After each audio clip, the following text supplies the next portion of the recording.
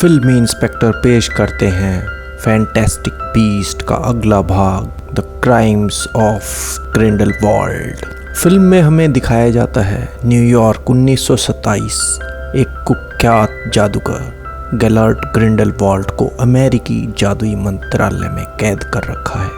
वहाँ की अध्यक्ष सेराफिना पिकवेरी ग्रिंडेलवाल्ड की निगरानी कर रही है, लेकिन अब ग्रिंडेलवाल्ड को एबरनेथी के साथ लंदन स्थानांतरित किया जाना है। जैसे ही वे वहाँ से निकलते हैं और गाड़ी को हवा में उड़ाते हैं, यह जल्दी ही पता चल जाता है कि ग्रिंडेलवाल्ड और एबरनेथी ने अपनी जगह बदल ली, क्योंकि एबरनेथी हमेशा से ग्रिंडेलवाल्ड के प्रति वफादार रहा। एबरनेथी गाड़ी में पानी भर देता है, जबकि ग्रिंडेलवाल्ड थेस्ट्रॉल्स का रास्ता बदल देता है। वह 2 रक्षकों को भी मार देता है, जबकि तीसरा स्पीलमैन गिरने के बाद भी बच जाता है। इसके बाद ग्रिंडेलवाल्ड अपने बाकी अनुयायियों को ढूंढने निकल पड़ता है। वहीं दूसरी तरफ हमें दिखाया जाता है कि लंदन में न्यूट स्कैमेंडर को ब्रिटिश जादुई मंत्रालय में सुनवाई के लिए ले जाया जा रहा है। उसकी मुलाकात हॉगवार्ट्स की एक पुरानी दोस्त लेटा लेस्ट्रेंज से होती है। न्यूट के और उसके भाई के रिश्ते ज्यादा अच्छे नहीं हैं। न्यूट इस मुलाकात के लिए इसलिए आता है ताकि वह न्यूयॉर्क में घटी घटनाओं के बाद अपनी यात्रा का अधिकार वापस पा सके। हालांकि न्यूट को लगता था कि क्रेडेंस मर चुका है, लेकिन जब उसे बताया जाता है कि क्रेडेंस जिंदा है और वह पेरिस में रह रहा है, न्यूट को अपनी यात्रा का अधिकार वापस पाने का मौका सिर्फ शर्त पर दिया जाता है कि वह क्रेडेंस को ढूंढने में मदद के लिए मंत्रालय में थेसियस के साथ मिलकर काम करे। लेकिन न्यूट अपने भाई के साथ काम करने से इनकार कर देता है। न्यूट मिनिस्ट्री की बिल्डिंग से बाहर आ जाता है और देखता है कि उससे एक दस्ताना थपथपा रहा है और एक इमारत की छत पर मिलने का इशारा कर रहा है। वह दस्ताना पकड़ लेता है और अपने पूर्व प्रोफेसर महान एल्बस डम्बलडोर से मिलने के लिए तैयार हो जाता है, क्योंकि उसे पता है कि क्रेडेंस से एक बहुत बड़ा खतरा हो सकता है। पहले तो न्यूट इस मिशन को करने से हिचकिचाता है, लेकिन डम्बलडोर उसे बताता है कि यह काम उसे ही करना होगा, क्योंकि डम्बलडोर ग्रिंडेलवाल्ड के खिलाफ कुछ नहीं कर सकता। न्यूट अपनी सहायक बंटी के पास वापस लौटता है। बेबी निफलर्स और कैल्पी से निपटने के बाद उसे अपने कमरे से आती हुई आवाजें सुनाई देती हैं। न्यूट को हैरानी होती है जब वह जैकब और क्वीनी को अपने कमरे में पाता है। उसे हैरानी होती है कि जैकब उसे ऑब्लिविएट होने के बावजूद भी याद रखता है। न्यूट यह सुनकर भी निराश हो जाता है कि टीना उनके साथ नहीं आई है। न्यूट को जल्दी ही पता चल जाता है कि क्वीनी ने जैकब को अपने प्यार में डालने के लिए उस पर जादू कर रखा है। वह क्वीनी को बताता है कि उस पर जादू करने की कोई जरूरत नहीं है, क्योंकि वह पहले से ही क्वीनी से प्यार करता है। और क्वीनी जैकब के मन की बात पढ़ लेती है, जिससे वह बहुत ही हर्ट होती है और वहां से चली जाती है। अब जैकब वापस घर आता है और न्यूट के साथ पेरिस जाने के लिए तैयार हो जाता है। अब हम पेरिस में क्रेडेंस को एक क्रूर रिंग मास्टर स्कैंडर के एक विचित्र शो में काम करते हुए पाते हैं। क्रेडेंस नागिनी के काफी करीब है, जो एक युवती है, उसे एक सांप में बदलने का श्राप है, लेकिन यह क्रेडेंस को बर्दाश्त नहीं होता।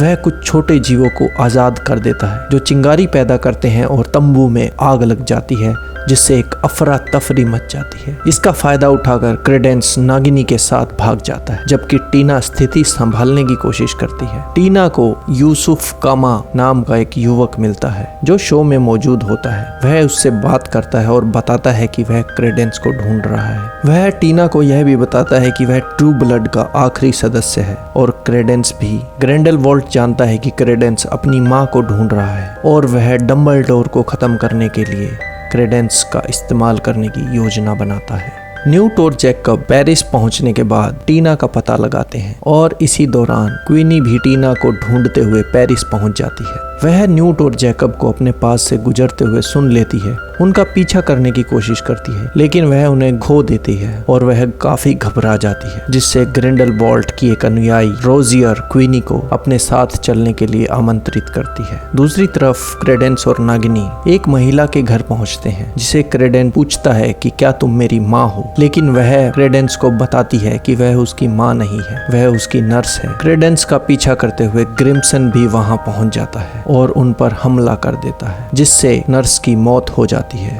और क्रेडेंस क्रोधित हो जाता है और वह अपना रूप धारण कर ग्रिम्सन पर हमला करने की कोशिश करता है। लेकिन वह क्रेडेंस की चालों से खुद को बचा लेता है। अब न्यूट और जैकब सड़क पर यूसुफ को ढूंढते हैं। वे उसके पास जाते हैं और पूछते हैं कि क्या उसने टीना को देखा है। यूसुफ दोनों को उसी कोठरी में लेके जाता है जहां उसने टीना को कैद कर रखा है और उन दोनों को भी वहीं उनके साथ कैद कर देता है। लेकिन तीनों खुद को छुड़ाने और यूसुफ को वश में करने में कामयाब हो जाते हैं और न्यूट बाहर जाकर एक बहुत बड़े चाइनीज ड्रैगन को एक छोटे से खिलौने से फुसलाकर अपने ब्रीफकेस में दूसरे शानदार जानवरों के साथ बंद कर देता है। वहीं हॉगवर्ट्स में डंबलडोर की डार्क आर्ट्स के खिलाफ रक्षा की क्लास में ब्रिटिश मंत्रालय से कुछ सदस्य पहुंचते हैं। वह डंबलडोर को ग्रिंडलवॉल्ड को हराने का काम सौंपते हैं। डंबलडोर बताता है कि वह ग्रिंडलवॉल्ड से नहीं लड़ सकता, तो ब्रिटिश मंत्रालय उन्हें बताता है कि वह अब किसी को कुछ नहीं सिखा सकते।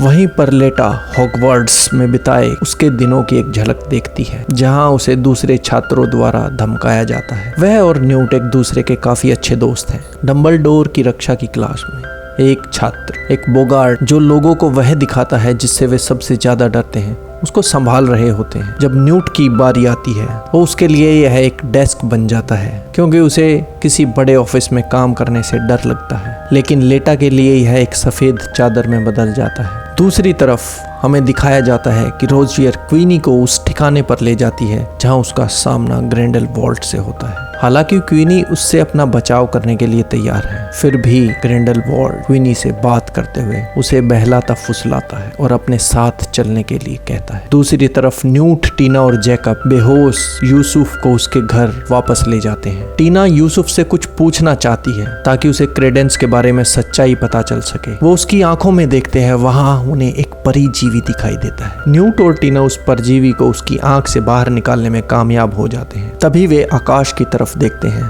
जो यह दिखाता है कि ग्रिंडलवॉल्ड अपने अनुयायियों को बुला रहा है। न्यूट और टीना क्रेडेंस के बारे में सच्चाई से भरा एक बक्सा ढूंढने के लिए फ्रांसीसी मंत्रालय जाने की योजना बनाते हैं, जबकि ग्रिंडलवॉल्ड क्रेडेंस और नागिनी को ढूंढकर उन्हें अपनी ओर खींचने की कोशिश करता है।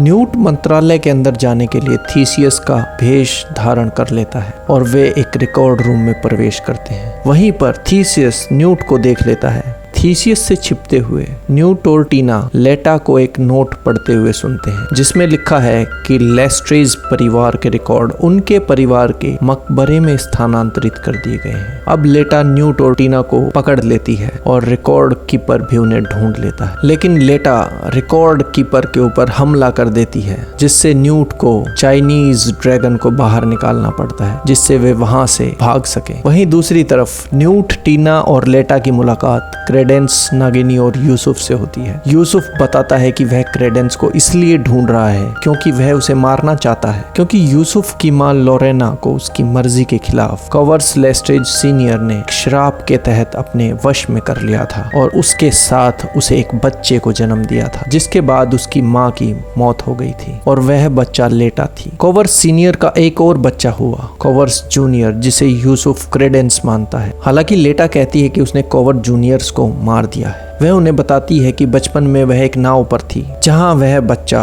रोना बंद नहीं कर रहा था और जहाज के डूबने से ठीक पहले उसने एक शांत बच्चे से उसे बदल दिया था। अब लेटा एक दूसरे बच्चे के साथ लाइफ बोट पर थी, जबकि कोवर्स का बेटा उस नाव पर था जो पलट गई थी, जिससे वह डूब गया और तभी से लेटा इस अपराध के साथ जी रही है। इसी से उसे वह सफेद चादर दिखाई देती है। अपनी योजना के तहत सभी लोग कब्रिस्तान पहुंच जाते हैं, जहां ग्रिंडलवॉल्ड ने अपने अनुयायियों को इकट्ठा किया हुआ है और क्रेडेंस को अपने पास आने के लिए तैयार कर रखा है। जैकब और क्वीनी भी वहां पर मिलते हैं। क्वीनी जैकब को ग्रिंडलवॉल्ड की बात सुनने के लिए बुलाती है, लेकिन जैकब मना कर देता है। वहीं ग्रिंडलवॉल्ड अपने अनुयायियों को द्वितीय विश्व युद्ध के भविष्य के चित्र दिखाता है, ताकि उन्हें यह दिखाया जा सके कि आम इंसान कितने बुरे हैं और वे अपनी ही दुनिया को कैसे बर्बाद कर देंगे। वहीं थीसियस मिनिस्ट्री जादूगरों को उन्हें रोकने के लिए वहां ले जाता है। ग्रिंडलवॉल्ड फाइंड फायर मंत्र बनाता है, जो एक शक्तिशाली नीली ज्वाला को